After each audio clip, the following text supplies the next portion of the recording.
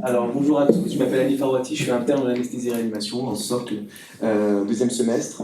Je suis encadré par le Dr Ahmed Saïdi qui est juste ici, donc pour ce topo qui va porter sur les inhibiteurs de SGLT2 et sa complication, l'acidocétose euglycémique et ses enjeux périopératoires. Donc on va commencer par un cas clinique, ça va être Monsieur M, 76 ans, qui a une appendicite perforée avec une péritonite localisée, qui est tabagique actif, qui a une consommation d'alcool occasionnelle et qui a comme antécédent un diabète de type 2, un cancer du rectum opéré, une prostatectomie totale pour un adénocarcinome prostatique et comme traitement, il avait du cardégique au long cours, de la metformine, de la dapagliflozine et de la torvastatine. Ce patient a donc été pris en charge au bloc opératoire en urgence pour l'appendicectomie par célioscopie qui a été réalisée sous anesthésie générale. L'intervention se passe bien, un contrôle cétonémique en SSPI revient assez haut, autour de 2,4 mmol par litre, avec une glycémie qui était normale, à 1,7 g par litre, un gaz du sang artériel qui retrouvait une acidose métabolique avec un pH à 7,30, des bicarbonates à 23 mmol par litre. Et donc là, je vous pose la question, en tant qu'anesthésiste réanimateur en SSPI, qu'est-ce que vous suspectez? Est-ce que c'est une acidocétose diabétique? Est-ce que, donc, qui dit oui pour l'acidocétose diabétique? Personne. Une acidocétose euglycémique? Une cétose de jeûne? Est-ce que c'est une complication iatrogène du traitement inhibiteur de SGLT2? Eh oui. Eh bien, vous avez tous raison, c'est trop fort. C'est bien une acidocétose euglycémique qui est une complication iatrogène du traitement, les glyphosines, les inhibiteurs de SGLT2. Et qu'est-ce que c'est ces traitements? Ces traitements sont des inhibiteurs compétitifs du cotransporteur sodium-glucose de type 2 qui sont situés au niveau du tube contourné proximal du rein. Il y a deux molécules principalement utilisées en France, la dapagliflozine et l'empagliflozine, qui sont principalement utilisées dans 4 indications, à savoir le diabète de type 2, l'insuffisance cardiaque, que ce soit à fraction d'éjection réduite ou préservée, et la maladie rénale chronique. Alors, comment ces traitements vont fonctionner? En effet, ces traitements vont avoir un effet glycosurique, ils vont faire uriner le glucose par un blocage de ce cotransporteur qui est situé au niveau du tube contourné proximal.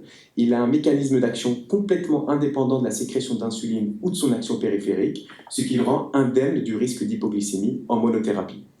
Ce traitement va également provoquer une natriurèse par le cotransporteur, ce qui va diminuer modérément la volémie et donc la pression artérielle et le poids. Nous, en tant qu'anesthésistes, on doit également savoir que ce traitement a une demi-vie qui tourne autour de 11-13 heures selon la molécule. Tout traitement a un effet indésirable et les plus fréquents pour ce traitement, ça va être les infections génitales qui vont concerner autour de 1 sur 100 patients. Les hypoglycémies, mais uniquement s'ils sont associés à des médicaments hypoglycémiants, puisque je l'ai dit, ils sont indemnes d'hypoglycémie en monothérapie. Ils vont également provoquer une hypovolémie, une hypotension par l'effet natriurétique qu'ils vont avoir. Et bien évidemment, la complication qui va nous importer aujourd'hui, ça va être l'acidocétose diabétique euglycémique, qui va se caractériser par une glycémie inférieure à 2,5 g par litre, donc contrairement à ce qu'on a appris pendant les études avec l'acidocétose diabétique hyperglycémique, où la glycémie est supérieure à 2,5. On a également une acidose métabolique avec un pH inférieur à 7,3 et ou des bicarbonates inférieurs à 18 mmol par litre et une cétonémie positive qui varie en fonction des définitions autour de supérieur à 0,5 ou 0,6 mmol par litre. J'ai gardé 0,6 puisque c'était le chiffre qu'on voyait le plus. L'acidocétose diabétique euglycémique, comment ces traitements vont provoquer cette complication? En fait, on va avoir une glycosurie massive au niveau du rein, ce qui va baisser la glycémie, donc le glucose dans le sang, ce qui va en conséquence baisser la production d'insuline, donc l'insulinémie. Ces traitements vont également avoir un effet direct stimulant des cellules alpha du pancréas, ce qui va hausser la production du glucagon. Le rapport insuline-glucagon, il se retrouve fortement déséquilibré en faveur du glucagon, ce qui va favoriser la lipolyse. La lipolyse va donc produire des acides gras libres qui vont subir une bêta-oxydation au niveau du foie. Et c'est cette bêta-oxydation qui va produire l'acétyl-CoA qu'on connaît bien, qui vont être transformés en corps cétonique. Ces traitements vont également diminuer l'excrétion tubulaire des cétones, ce qui va aggraver la rétention rénale des cétones et aggraver l'acidose et l'acidémie. Tout ça, ça va être précipité dans un contexte de stress, de jeûne, d'arrêt ou de diminution d'insuline. Donc, tout ça, en fait, va nous concerner, nous, surtout en périopératoire, puisque ça va entraîner un cercle vicieux avec le rapport insuline-glucagon qui va se retrouver déséquilibré. Et tout ceci va se faire dans une ambiance de glycémie normale, ce qui est plutôt vicieux et va entraîner un retard diagnostique important. Mais quel est l'impact des inhibiteurs de SGLT2 en périopératoire? Pourquoi on fait ce stage junior? En effet, ceci est une revue systématique de la littérature jusqu'en janvier 2019, qui a identifié 47 cas qui proviennent de 33 publications. C'était des acidocétoses diabétiques en relation avec les inhibiteurs de SGLT2, et 89% de ces acidocétoses étaient euglycémiques. Lorsqu'on regarde les caractéristiques de ces patients, c'était surtout des patients diabétiques de type 2. La molécule principale était la canneglyphosine, et les facteurs précipitants ont été identifiés uniquement chez 27 patients de ces 47 cas. Lorsqu'on regarde donc ces facteurs précipitants, les plus fréquents, c'était la modification de régime, donc que ce soit le Very Low Calorie Diet préopératoire ou post-opératoire, qui va concerner tout ceci, donc 15 patients, dont 10 dans des chirurgies bariatriques, donc il faut être extrêmement vigilant sur ces chirurgies, on a une modification de régime assez fréquemment. On a également, en termes de modification de traitement, la poursuite périopératoire du traitement inhibiteur de SGLT2 en incluant la poursuite post-opératoire. Ceci va concerner 17 patients sur ces 27 patients. Et chez les 20 autres patients, donc dans 43% des cas, il n'y avait aucune cause spécifique qui a été mentionnée, autre que la prise des traitements inhibiteurs de SGLT2. Mais donc, qu'est-ce qu'on fait lorsque le traitement n'a pas été arrêté, qui est, donc, comme on voit ici, un facteur précipitant de l'acidocétose euglycémique? Eh bien, une équipe pluridisciplinaire de l'Université de Pennsylvanie s'est un peu penchée sur le sujet, bien que, en fait, il y ait des recommandations de la Food and Drug Administration de 2015 qui recommandent que les inhibiteurs de SGLT2 doivent être arrêtés au moins 3 jours avant, 4 jours pour l'acuglyphosine qui a une durée plus longue, qui a été repris bien évidemment à l'international et qui est bien recommandé par l'ASFAR, eh bien, il divise les choses en deux. Si le traitement a été arrêté à temps, il fallait faire et proposer de faire un contrôle glycémique standard, on est juste ici, et de faire pratiquer un bilan métabolique complet, qui est un ionogramme sanguin avec le calcul du 3-amylite plasmatique, s'il n'y avait pas de reprise d'alimentation glucidique dans les 2 heures post-opératoires, à réitérer toutes les 12 heures jusqu'à la reprise d'alimentation orale. S'il n'y avait pas d'arrêt à temps, là, il faisait un bilan métabolique complet, donc le ionogramme sanguin, et le dosage de bêta-hydroxybutyrate, qui est le corps cétonique le plus fréquent dans le sang. Cependant, nous, à la PHP, il n'est pas tout le temps disponible. Et lorsqu'on regarde bien, en fait, la cétonémie capillaire va détecter ce corps cétonique qui est le plus fréquent dans le sang, et c'est celui qui va monter le plus fréquemment dans les acidocétoses. Et là, il divisait les choses en deux. Si le 3-amylite plasmatique était supérieur à 12 mmol par litre et où le dosage de ce corps cétonique était plus de 2 mmol par litre, eh bien, il reportait la chirurgie si elle était non urgente, et ceci de façon systématique. Si le 3-amylite plasmatique était normal et que le dosage était normal, il ne reportait pas tout le temps, et il se basait sur des facteurs de risque de développement du traitement de la complication de l'acidocétose euglycémique. À savoir, si c'était une chirurgie mineure qui se faisait sous ALR pur, si c'était un jeûne qui était court inférieur à 12 heures, que le diabète était bien équilibré, qu'il n'y avait pas de comorbidité majeure, eh bien il maintenait la chirurgie. Et dans l'autre cas, il reportait la chirurgie, bien évidemment, si elle était non urgente, qu'il n'y avait pas de risque vital pour le patient. Mais comment nous, on va diagnostiquer l'acidocétose euglycémique en péropératoire? C'est pas toujours simple, le ionogramme sanguin et le gaz du sang sont parfois difficiles à réaliser, avec les bras qui ne sont pas tout le temps disponibles, le délai des résultats qui est assez long. Et donc là, on peut se dire que la cétonémie capillaire, qui est plutôt facile à réaliser, on n'a pas besoin des bras, le résultat est imminent, enfin rapide, eh bien, c'était une bonne option et ça a été bien donc, confirmé dans les recommandations de dépistage de l'acidocétose diabétique durant la période périopératoire s'il n'y avait pas l'arrêt du traitement à temps. Donc c'était le groupe SPHAR, Société Française de Diabète, qui a sorti ces recommandations qui sont très récentes, donc ça date d'il y a 2 semaines. Eh bien, il recommandait, donc déjà il prenait un cutoff de cétonémie de 0,5 et de 1,5. Entre les deux, il proposait de faire donc, de l'analogue rapide de l'insuline sous-cutanée en 4, 6 ou 10 unités en fonction de la glycémie et de faire une surveillance de la glycémie et de la cétonémie à H4.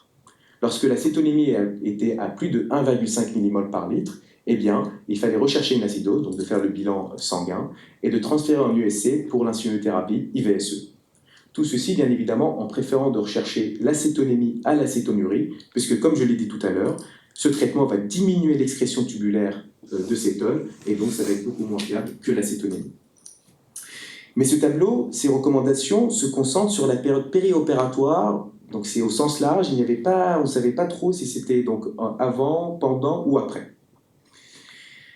En termes de prise en charge, qu'est-ce qui est fait actuellement? Eh bien, ceci est une revue narrative qui est basée sur l'analyse de la littérature scientifique existante entre 2014 et 2024, qui se sont concentrés sur 100 à 150 cas cliniques, où ils ont bien identifié que la prise en charge médicamenteuse était plutôt similaire à l'acidocétose diabétique hyperglycémique, à savoir de faire de l'insulinothérapie IVSE à 0,05-0,1 unités kilo-heure, de faire de l'hydratation abondante, de corriger les troubles hydroélectrolytiques et de faire un relais insuline sous-cutané une fois que l'acidocétose diabétique a été résolue, à savoir un pH supérieur à 7,3 et où les bicarbonates à plus de 18 mmol par litre.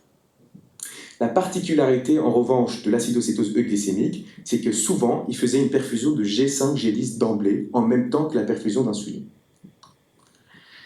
Qu'en est-il pour le relais d'insuline sous-cutanée, surtout chez ces patients qui, souvent, c'est des diabétiques de type 2, ils n'ont pas d'insuline au long cours?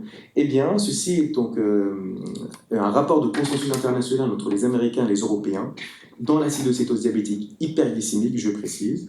Eh bien, il préconisait de faire une transition douce entre IVSE et sous-cutané, de faire une injection basale à 0,3 unités kilo avant l'arrêt de l'IVSE, de maintenir la perfusion IVSE 1-2 heures après l'injection de l'insuline sous-cutanée et de passer sur un schéma basal-bolus une fois qu'il y a une résolution de l'acidocétose diabétique et une reprise d'alimentation orale en répartissant ceci entre 50% basal et 50% bolus. Nous, dans notre cas, dans l'acidocétose euglycémique, on peut se dire que l'arrêt d'insuline sous-cutanée se fera après normalisation de l'acétonémie et une reprise d'alimentation orale une fois qu'on est sorti de ce cercle vicieux du rapport insuline-glucagon qui était déséquilibré. Quelle est la place maintenant de la perfusion de glucose, des carbohydrates IV dans l'acidocétose euglycémique? Donc ceci est une cohorte rétrospective dans un CHU américain entre 2015 et 2022 qui a identifié 629 patients, 44 euglycémiques versus 584 hyperglycémiques. Le protocole de prise en charge était identique pour les deux groupes, donc c'était un protocole two-bag que j'ai illustré ici. Donc on a une poche avec du sérum salé isotonique seul et une poche avec du sérum salé plus du G10 et régler la vitesse en fonction du contrôle glycémique qui se faisait de façon itérative. Le glucose IV était initié dès que la glycémie était inférieure à 2,5 g par litre. Les résultats montraient un temps moyen sous perfusion d'insuline significativement moins important dans le groupe euglycémique, 13 heures vs 19 heures, et des hypoglycémies en revanche beaucoup plus importantes dans le groupe euglycémique, puisqu'on est autour de 18% vs 5%. Donc cette étude peut nous faire poser des questions. Est-ce qu'on doit modifier les protocoles en cas d'acidocétose euglycémique? Est-ce qu'on doit baisser la dose d'insuline au départ pour qu'on évite cette chute de glycémie initialement? Ou est-ce qu'on doit perfuser le G10 d'emblée en même temps que la perfusion d'insuline? Eh bien, un rapport de consensus international s'est penché sur les sujets, sur les urgences hyperglycémiques, et qui a préconisé, en 2024, de débuter la perfusion de G5 ou de G10 en même temps que l'initiation de l'insuline IVSE et de l'hydratation, et ceci quel que soit le niveau initial de glycémie, et ils prennent bien en compte que c'était sous traitement inhibiteur de SGLT2. Donc, quelle est la suite de ce cas clinique? Ce patient, qui je rappelle en SSPI, avait un contrôle cétonémique élevé à 2,4, une glycémie normale, une acidose métabolique pas vraiment franche. Eh bien, la prise en charge en SSPI a consisté en une hydratation abondante, de l'insuline IVSE à max 4 unités heure et une perfusion de G10 d'emblée. Ceci a permis la normalisation de l'acétonémie, mais une récidive en salle d'hospitalisation, à savoir qu'il est sorti sans relais insuline sous-cutanée. Donc ce patient est parti en salle d'hospitalisation, l'acétonémie était normale, mais il n'y avait pas de relais insuline sous-cutanée. Il a été donc admis en USC dans les suites pour la prise en charge de ses troubles métaboliques, où ils ont réintroduit de l'insulinothérapie IVSE. Ils ont fait un relais ensuite par sous-cutané, l'insuline sous-cutanée lente, 36 unités, plus bolus avant les repas à 6 unités, après 24 heures de négativation de l'acétonémie, et ceci selon un avis spécialisé diabétologique.